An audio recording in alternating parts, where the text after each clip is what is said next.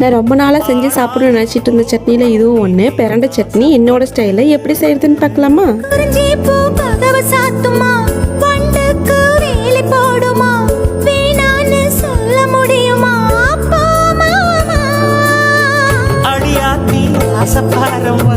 இது என்ன ஆடி மாசமா, காவேரி கரையில் நிற்குமா வாசுமா, காஞ்சிப்பட்ட காசிப்பட்ட